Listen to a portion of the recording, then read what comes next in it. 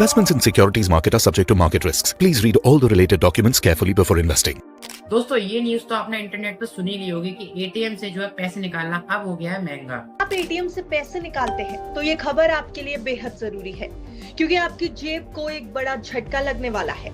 आप पर एटीएम से पैसे निकालना महंगा पड़ने वाला है और ये महंगाई आपके लिए आएगी 1 मई से। पर कितना पैसा कटने वाला है ये तो हम आगे वीडियो में डिस्कस करेंगे, लेकिन लोग जो है आपको डरा रहे हैं कि अब भाई अगर आप एटीएम से पैसा निकालोगे तो आपकी जेब से जो है पैसा कटने वाला है। अब कितना पैसा कटने वाला है ये चीज तो जो है उन लोगों को भी नहीं पता है, तो उन लोगों को ये भी लग रहा है कि ये तो हमारे संग जो है बहुत गलत हो रहा है, गवर्नमेंट ने हमारे संग जो है बहुत गलत किया है। यूपीआई को लेकर बड़ी खबर, ऑनलाइन पेमेंट करने वालों को तगड़ा झटका, देश में होने जा रहा बड़ा बदलाव।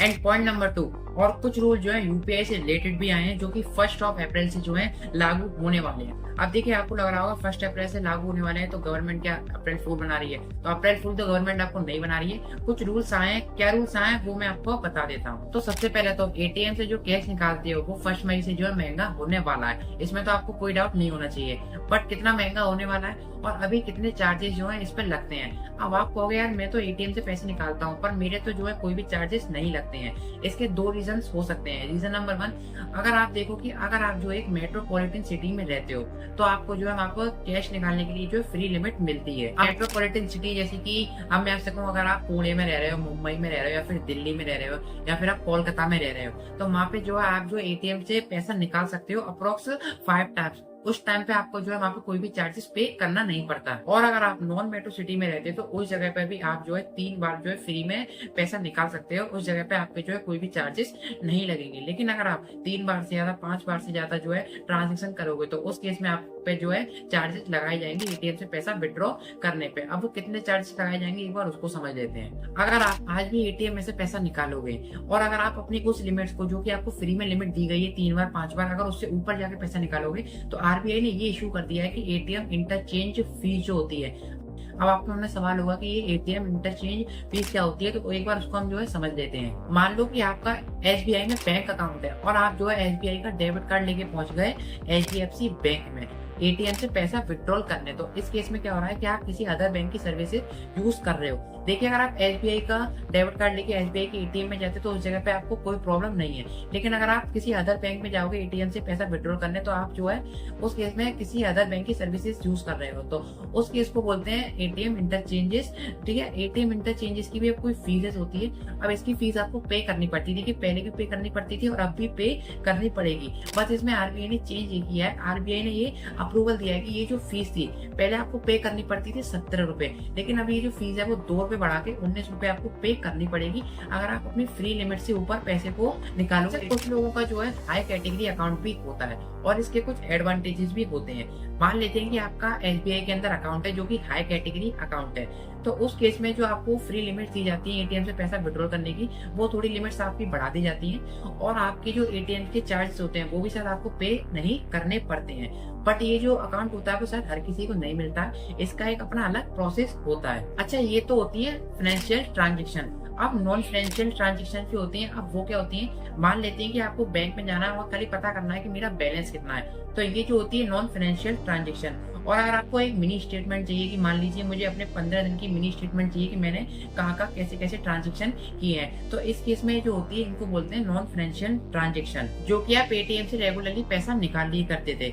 बट इसके चार्जेस में भी थोड़े चेंजेस किए गए हैं, चार्जेस को जो इंक्रीज कर दिया गया है। जहाँ पे पहले 6 रुपए लगा करते थे वहाँ पे 1 रुपया बढ़ा के जो है 7 रुपए कर दिए गए हैं। तो ये जो एक मेजर चेंजेस हो सकता है। और अगर आप दिन में बहुत बार जो एटीएम से पैसे निकालते हो, पैसे को विड्रॉ करते हो, तो आपके लिए जो है मैटर कर सकता है। बट अगर आप इसके फ्री अंडर लिमिट के अंदर ही काम करते हो, आप जो बार बार एटीएम से पैसा नहीं निकाल रहे एक दिन में, कभी कभी आप जो पैसे निकालते हो तो आपको ये जो मैटर नहीं करेगा। और बहुत सारे लोग तो जो है स्मार्टफोन चलाना जानते भी हैं, हर किसी के पास स्मार्टफोन है, तो जो नॉन फाइनेंशियल ट्रांजेक्शन होती है वो तो आप अपने फोन से भी कर सकते हो, क्योंकि जो बैंक है वो आपको अपने डिजिटल एप्स भी देती है जिनके जरिए आप मिनी स्टेटमेंट्स और कई चीजें जो है चेक कर भी सकते हो। और रही फाइनेंशियल स्टेटमेंट्स की बात, फाइनेंशियल ट्रांजेक्शन की बात, तो वहाँ पे अगर आप फ्री अंडर लिमिट में करोगे तो आपको जो है वहाँ पे कोई मैटर नहीं करेगी फीस। सो बेसिकली ये रिकमेंडेशन दी गई थी national payments corporation of India के थ्रू आरबीआई को, इसलिए आरबीआई ने जो रेट हाइक हुआ है उसको अप्रूव्ड किया है। इसमें होता क्या है कि कई सारे ऐसे एटीएम भी होते हैं जो बेसिकली कंपनीज होती हैं जो एटीएम सर्विस को जो प्रोवाइड कर रही होती हैं। एग्जांपल के लिए मैं आपको बताऊं टाटा का, जो कि टाटा का एक है इंडी कैश। अब ये जो इंडी कैश है वो खाली रूरल एरियाज में होता है और ये जो है कोई बैंक नहीं है, ये खाली एटीएम सर्विस प्रोवाइडर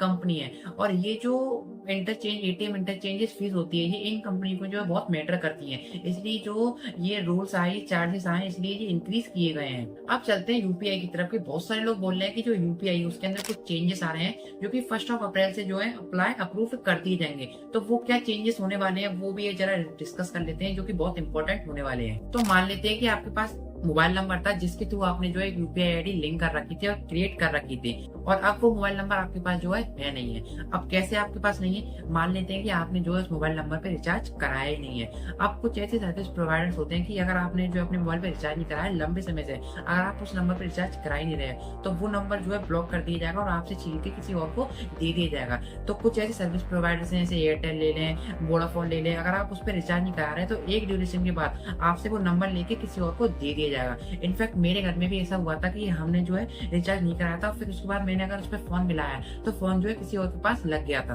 आप कौन, कहाँ लगाया फोन, आपका क्या नाम है, हमसे क्या काम। और उनको भी नहीं पता था कि उनका ये नंबर है वो डीएक्टिवेट हो गया है और उनसे लेके किसी और को दे दिया गया है। अब होता क्या है, ऐसे में जो है आपके संग जो है पेमेंट फ्रॉड हो सकते हैं। कैसे आपके संग फ्रॉड होगा, क्योंकि जो यूपीआई आईडी बनी हुई थी आपके उस नंबर पे, अब वो नंबर जो है आपके पास है ही नहीं, वो नंबर जो है किसी और के पास चला गया। तो इस केस में अगर कोई फाइनेंशियल ट्रांजैक्शन होती है तो पैसा जो है किसी और व्यक्ति के पास जो है पहुंच सकता है। और यहाँ पर जो है सबसे बड़ा खेल होता है ओटीपी का।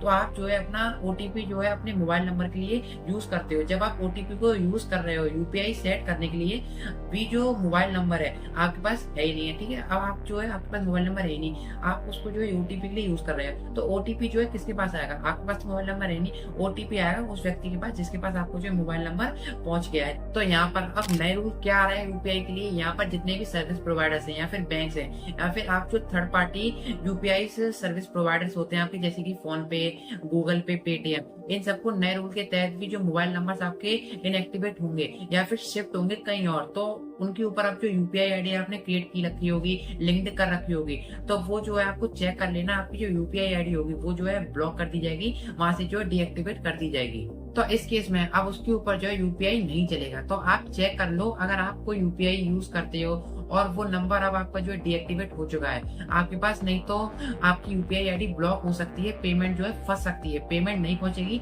ऐसे कई सारे जो है चीजें आपके साथ हो सकती है। आपके साथ इसमें जो है दो चीजें इंपॉर्टेंट है, एक जो है आपका mobile number up to date हो। अगर आपका मोबाइल नंबर जो है चेंज हो गया है तो अपने पुराने मोबाइल नंबर को जो है अप टू डेट कर लीजिएगा, ये जो है पॉइंट नंबर 1 है। एंड पॉइंट नंबर 2 क्या है, आपका जो बैंक अकाउंट है वो हो सकता है चेंज हो चुका हो सकता है आपने यूपीआई में कोई बैंक अकाउंट नंबर डाला हो जो अब आपका जो है यूज आप जो है करना रहे हो सकता है आपका जो बैंक अकाउंट हो किसी भी रीजन से जो है फ्रीज हो गया या फिर वो जो है बंद हो गया, तो आप जो है उसे अपडेट कर लीजिए। अगर आप ये दोनों चीजें जो अपडेट कर लेते हो तो आपको ये नए रूल से जो कुछ खास फर्क नहीं पड़ेगा। बस नए रूल्स में बेसिकली यही है कि ऐसे बहुत सारे फ्रॉड्स को रोकने के लिए जहाँ पर मोबाइल नंबर ही जो है आपका एक्टिवेट नहीं है बट यूपीआई जो है चल रहा है, तो वहाँ पे जो आपकी यूपीआई को भी अब जो है ब्लॉक किया जाएगा। ऐसे में क्या होगा, जो लोग फिशिंग करते थे अब वो चीज जो है बंद हो जाएगी। तो दो चीज मैंने आपको इस वीडियो में बताई कि एटीएम के जो है कुछ चार्जेस बढ़ने वाले हैं और यूपीआई के जो है रूल चेंज होने वाले हैं। सो आई होप आपको जो है वीडियो वैल्यूएबल और नॉलेजेबल लगी होगी। आपको वीडियो कैसी लगी एक बार हमें कमेंट में जरूर बताइएगा।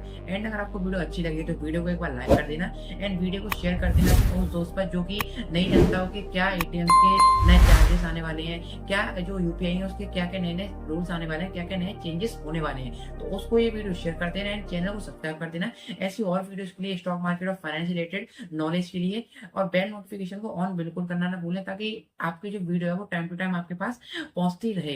एंड अगर आप ट्रेडिंग या फिर इन्वेस्टिंग करते हो तो उसके लिए जरूरत पड़ती है कुछ अच्छे डीमैट अकाउंट्स की। तो कुछ अच्छे डीमैट अकाउंट्स की लिंक मैंने अपने डिस्क्रिप्शन बॉक्स में दे रखी है, लिंक पर टैप करके घर बैठे बैठे फ्री में आप डीमैट अकाउंट्स को ओपन कर सकते हो। एंड टेक केयर योरसेल्फ, जल्दी मिलते हैं अगली वीडियो में, तब तक के लिए जय हिंद, जय भारत।